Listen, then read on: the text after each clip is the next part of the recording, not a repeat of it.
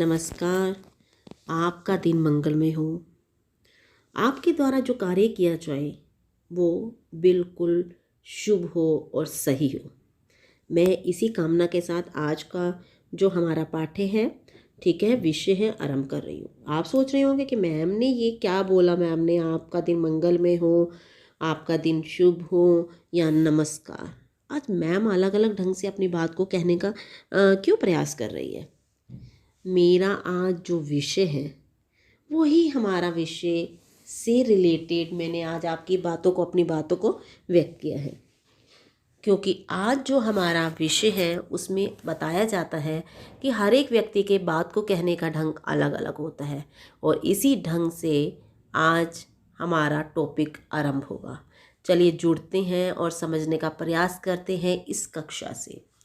अध्यापिका एक कक्षा है जिसमें 4 बच्चे विद्यमान हैं और अध्यापिका विद्यमान है। अध्यापिका बच्चों से पूछ रही है कि इस चित्र में साहिल क्या कर रहा है। अध्यापिका देखे होंगे आपने एक चित्र दिखा रही है और बच्चों से पूछ रही है कि जो ये तस्वीर में दिखाई दे रहा है लड़का, ये क्या कर रहा है, इसका नाम क्या है, साहिल। तो सिद्धि, राशि और रोहन ने इस प्रश्न के निम्नलिखित उत्तर दिए। क्योंकि हमारा जो बात को कहने का ढंग होता है सबका अलग अलग ढंग होता है। कोई किसी तरह अपने भाव को व्यक्त करता है और कई उस बात को अलग ढंग से व्यक्त करते हैं। तो इसी ढंग से रिलेटेड देखते हैं। रिद्धि ने क्या कहा। रिद्धि ने कहा साहिल पुस्तक पढ़ता है। और राशि है, उसने कहा नहीं मैम, साहिल के द्वारा पुस्तक पढ़ी जा रही है। तो ऊपर से रोहन बोला नहीं नहीं मैम, साहिल से पुस्तक पढ़ी जाती है। जो रिद्धि और राशि बोल रहे हैं वो गलत है। लेकिन मैम ने क्या कहा, उनकी अध्यापिका ने क्या कहा। बच्चों, ऊपर एक ही बात कही गई है पर वाक्यों की बनावट में अंतर है। यानी जो वाक्य कहे गए हैं सबका कहने का मतलब यही है कि वह पुस्तक पढ़ रहा है, लेकिन सबने अलग अलग ढंगों से कही है अपनी बात। ये अंतर क्यों है, इसका उत्तर आज हम, जो हमारा विषय है वाच्य, उसका अध्ययन करने के पश्चात प्राप्त करेंगे। ठीक है, ऊपर लिखे गए जो वाक्य हैं उनको पढ़कर हमें ये तो समझ आ ही गया है कि पहले वाक्य में जो क्रिया है उसके व्यापार का फल का मुख्य विषय कर्ता है, यानी कर्ता प्रधान है। दूसरे वाक्य में क्रिया के व्यापार का मुख्य विषय कर्म, यानी काम क्या कर रहा है वो पुस्तक पढ़ने का, तो पुस्तक है। तथा तीसरे वाक्य में क्रिया के व्यापार का मुख्य विषय भाव क्या है, पढ़ना। वो क्या कर रहा है, पढ़ रहा है, पढ़ना, ये मुख्य विषय भाव है। तो इस टॉपिक में यही बताया गया है कि हमारा इस वाक्य में प्रधान कौन है, कर्ता, दूसरे में कर्म और तीसरे विषय में हमारा मुख्य प्रधान भाव है। तो ये भाव तो ठीक है, लेकिन ये वाच्य होते क्या हैं। तो वाच्य होते हैं, वाच्य का शाब्दिक अर्थ होता है बोलने का विषय। ठीक है, वाच्य का अर्थ होता है बोलने का विषय। क्रिया के जिस रूप से यह पता चले कि वाक्य में क्रिया किसके अनुसार प्रयोग की गई है, कर्ता के, कर्म के या भाव के, तो उसे क्या कहेंगे, वाच्य कहेंगे। तो वाच्य का शाब्दिक अर्थ क्या है, बोलने का विषय। और इसकी परिभाषित कैसे करेंगे, क्रिया के जिस रूप से यह पता चले कि वाक्य में किसके अनुसार, यानी वाक्य में जो क्रिया है वो कर्ता के अनुसार हो रही है, कर्म के अनुसार या भाव के अनुसार की गई है, तो ये क्या कहलाएगा, वाच्य। क्या कहलाएगा, वाच्य। तो वाच्य 3 तरह के होते हैं, कर्तृवाच्य, कर्मवाच्य और भाववाच्य। तो इनको समझने का प्रयास करते हैं कि कर्तृवाच्य क्या होते हैं। कर्तृवाच्य में कर्ता अर्थात क्रिया को करने वाला ही प्रधान होता है। मेन जो होता है कर्ता होता है। इसमें क्रिया कर्ता के लिंग और वचन के अनुसार प्रयोग होगी। जो क्रिया होगी, अगर आप बताया गया है कि वो कर्ता के अनुसार प्रयोग होगी, जैसे कर्ता अगर एक वचन होगा तो क्रिया भी एक वचन लगेगी, अगर कर्ता पुल्लिंग होगा तो क्रिया भी पुल्लिंग होगी। जैसे बच्चा दूध पीता है, तो बच्चा क्या है, एक है, तो और क्या है, बच्ची नहीं है, यहाँ पर पुल्लिंग है, तो हमने जो क्रिया होगी वो भी हमारी पुल्लिंग और एक वचन होगी। ठीक है, अब माँ बाजार जाती है, यहाँ पे कौन है, कौन बाजार जा रहा है, माँ। तो माँ क्या है, स्त्रीलिंग है, तो आपकी क्रिया भी क्या आएगी, स्त्रीलिंग आएगी। शिक्षक पढ़ाते हैं, तो आपका शिक्षक क्या करने का कार्य कर रहे हैं, पढ़ाने का। तो यहाँ शिक्षक पढ़ाता नहीं, पढ़ाते हैं, बहुवचन का प्रयोग किया गया है। पक्षी आकाश में उड़ते हैं। आप कहेंगे उड़ते क्यों प्रयोग किया, क्योंकि पक्षी एक नहीं बहुवचन के लिए भी प्रयोग किया जाता है, तो यहाँ पक्षियों के लिए प्रयोग किया गया पक्षी, ठीक है। वृंद या पक्षी आकाश में उड़ते हैं, एक नहीं बहुत सारे होंगे, तो यहाँ पर हमने क्या लगाया, उड़ते हैं, उड़ता नहीं है, उड़ते हैं। जैसे एक एग्जाम्पल और देखते हैं हम, श्याम पत्र लिखता है। श्याम क्या है, पुल्लिंग और एक वचन, तो आपकी क्रिया भी पुल्लिंग और एक वचन होगी, क्योंकि लिखता भी क्या है, एक वचन है और पुल्लिंग है। यहाँ हमने लिखती नहीं प्रयोग किया है, ठीक है, लिखता का प्रयोग किया है। उपयुक्त वाक्य में बच्चा, शिक्षक, श्याम, माँ और पक्षी करता है, और इनके द्वारा की गई क्रियाएं पीता है, पढ़ाते हैं, लिखता है, जाती हैं तथा उड़ते के प्रयोग किए हैं। ये कर्ता के लिंग वचन के अनुसार प्रयोग किए गए हैं। ये सभी क्या होंगे, कर्तृवाच्य होंगे। समझ आ गया आपको कि जो क्रिया होगी कर्तृवाच्य में वो कर्ता के अनुसार प्रयोग होगी। यदि कर्ता एक वचन है तो क्रिया एक वचन होगी, अगर कर्ता पुल्लिंग है तो आपकी क्रिया भी पुल्लिंग होगी। आप इजी से समझना चाहें तो श्याम पत्र लिखता है, इसे आपको समझ आ ही जाएगा, ठीक है। और आप ये देखिएगा कर्तृवाच्य में क्रिया सकर्मक और अकर्मक दोनों हो सकती हैं, क्योंकि अगर हम एग्जाम्पल देखते हैं, आप कहेंगे सकर्मक कैसे, जैसे बच्चा दूध पीता है, यहाँ कर्म बताया गया है कि बच्चा क्या पी रहा है, दूध, ठीक है ना, आपको यहाँ कर्म दिया गया है। लेकिन आप कहेंगे अकर्मक, शिक्षक पढ़ाते हैं, लेकिन ये नहीं बताया गया क्या पढ़ा रही हैं, नहीं बताया गया, तो यहाँ अकर्मक है। तो आपके कर्तृवाच्य में क्रिया सकर्मक और अकर्मक दोनों हो सकती हैं। कर्ता के साथ के, द्वारा, से ये कभी नहीं होंगे। कर्तृवाच्य में कर्ता के साथ क्या नहीं होंगे, से, द्वारा और के द्वारा परसर्ग कभी भी नहीं होंगे, ठीक है।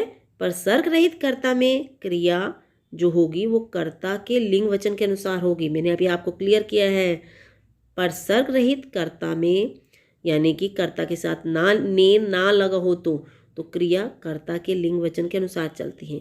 अगर ने परसर्ग कर्ता कारक का होता है, इसलिए कर्ता कारक वाले वाक्य में क्रिया और कर्म के अनुसार बदलने पर भी कर्तृवाच्य भी होते हैं। जैसे पिताजी ने बच्चों को मिठाई बांटी, यहाँ पिताजी एक हैं तो आपने यहाँ किसने बांटी, पिताजी ने, लेकिन बच्चों क्या है, बहुवचन है, तो आपका यहाँ पर बांटी का जो प्रयोग होगा वो बहुवचन में ही प्रयोग होगा।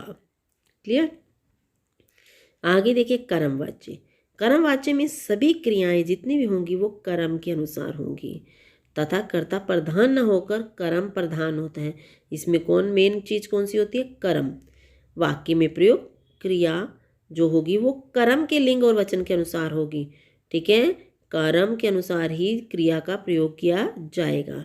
जैसे शिक्षक के द्वारा पाठ पढ़ाया जाता है, हमारा जो क्या होगा, जो कर्ता होगा उसके द्वारा के द्वारा का उसके साथ प्रयोग किया जाएगा, ठीक है। और यहाँ पर देखिए हलवाई के द्वारा जलेबी बनाई जाती है, तो जाती है क्रिया है आपकी, और ये क्या है, स्त्रीलिंग है, और जलेबी भी आपकी क्या है, स्त्रीलिंग है। तो आपकी जो क्रिया होगी वो कर्म के अनुसार प्रयोग की जाएगी। बच्चे के द्वारा दूध पिया जा रहा है, अगर आप क्या प्रश्न लगाते हैं और उत्तर मिल जाता है तो वो कर्मवाच्य है, जैसे कि हमने सकर्मक क्रिया में किया था।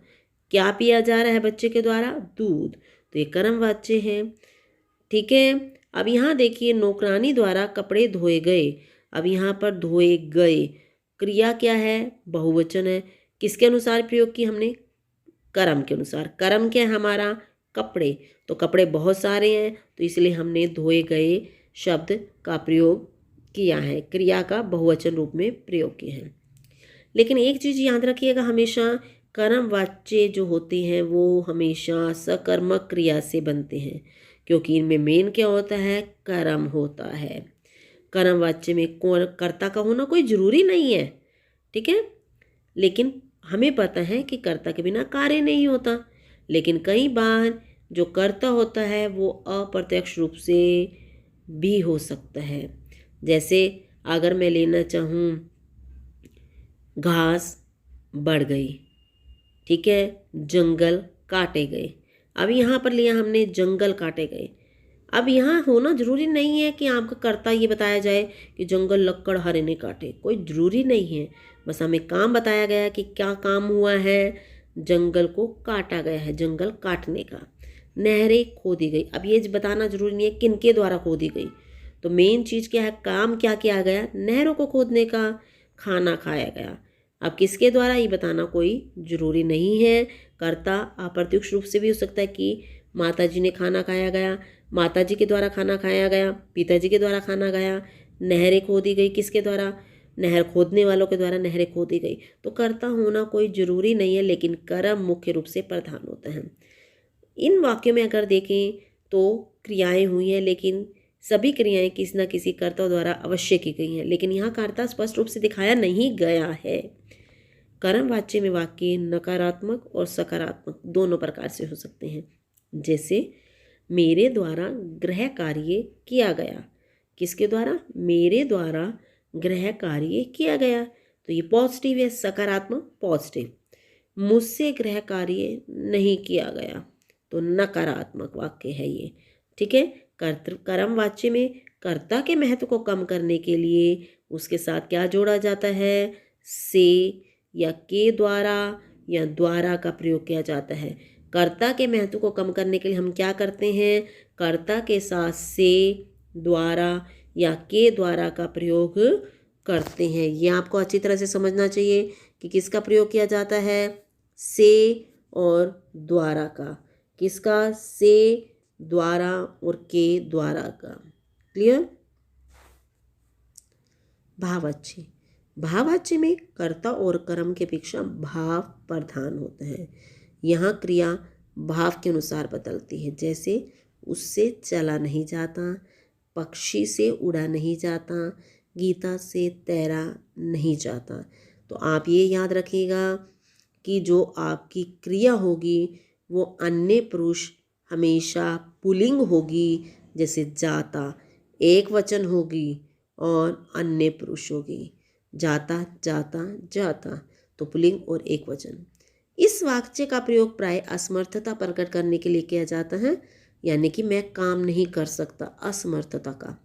कर्म वाच्य के समान इस वाक्य में भी कर्ता के महत्व को कम करने के लिए से या के द्वारा या द्वारा जोड़ा जाता है अथवा कर्ता का लोप कर दिया जाता है। भाववाच्य में हमेशा क्रिया अकर्मक होगी, इसमें कर्म प्रधान नहीं होगा, ठीक है, इसमें कर्म प्रधान नहीं होगा।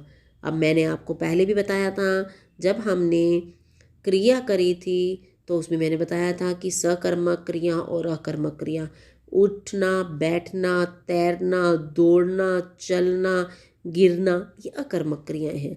यानी कि जहाँ पर ये आ जाएंगे, जैसे तैरना, उड़ना, चलना, ये तीनों आए हुए हैं, तो ये क्या होती है, अकर्मक। और अकर्मक होंगी तो क्या होगा, भाववाच्य होगा।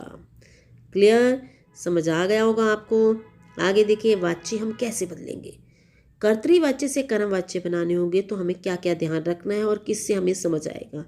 तो कर्तृवाच्य से कर्मवाच्य बनाते समय कर्ता के साथ के द्वारा पर सर्ग लगाया जाता है, से द्वारा या के द्वारा पर सर्ग लगाया जाएगा, और कर्म के साथ कोई पर सर्ग हो तो उसे हटा दिया जाएगा।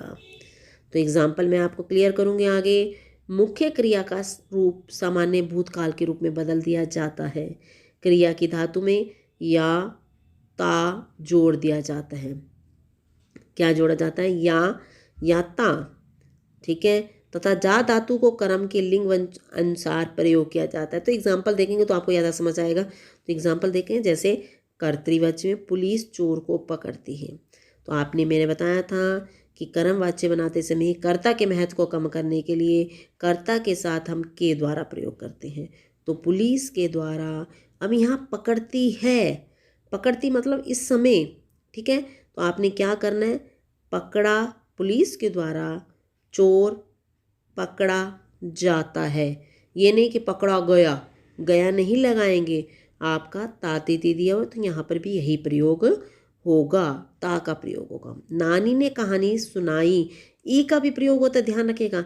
नानी के द्वारा कहानी सुनाई गई, पास्ट में लेंगे क्योंकि ये सुनाई थी, पास्ट की बात है, तो आप यहाँ पर भी सुनाई गई लगाएंगे। नेक्स्ट है हमारा बच्चे ने लूडो खेली। ठीक है, बच्चे ने लूडो खेली। यहाँ हम क्या करेंगे, बच्चे द्वारा लूडो खेली गई, बच्चे द्वारा लूडो खेली गई। तो हमने कर्ता के महत्व को कम करने के लिए उसके साथ द्वारा लगा दिया, और यहाँ खेली पास्ट की बात आ रही है तो हमारा क्या बनेगा, गई। लेखिका ने लेख लिखा, तो क्या लिखा, लेख। तो हमने लेखिका ने हटाएंगे और लेखिका के द्वारा लेख लिखा, पास्ट की बात है तो लिखा गया। आगे देखिए, मानसी नृत्य करती है, तो मानसी के साथ हम मानसी द्वारा नृत्य किया जाता है। क्लियर। मैंने ठंडा शरबत पिया, तो मैंने का क्या बन जाएगा, मेरे द्वारा ठंडा शरबत पिया गया। रंजन साइकिल चलाता है, तो क्या, रंजन के द्वारा साइकिल चलाई जाती है। पक्षी दाना चुग रहे हैं, पक्षियों द्वारा दाना चुगा जा रहा है, रहे हैं तो यहाँ पर भी रहा है। क्लियर। अब भाव अच्छे बनाते समय हमने क्या करना है, कर्ता के साथ के द्वारा परसर्ग का प्रयोग करना है। हमेशा क्रिया को सामान्य भूतकाल में बदलना है तथा जाना क्रिया का रूप जोड़ा जाना है, यानी कि जाना शब्द का प्रयोग करना है। क्रिया हमेशा पुल्लिंग होगी, अन्य पुरुष होगी और एक वचन रहेगी। चलिए देखते हैं आगे एग्जाम्पल। जैसे वह को आप किस में चेंज करेंगे, उससे में।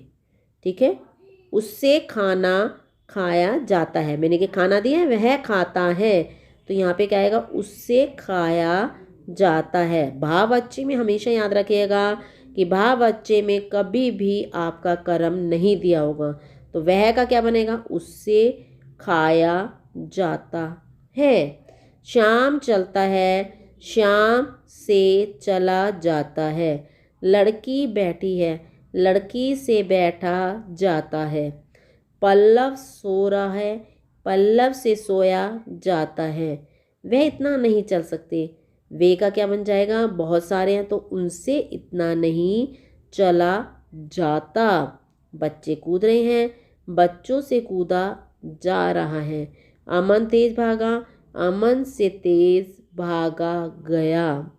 क्लियर। आपको जो मैंने उदाहरण बताए हैं अगर उनको समझेंगे तो आपको आसानी से समझ आ ही जाएगा।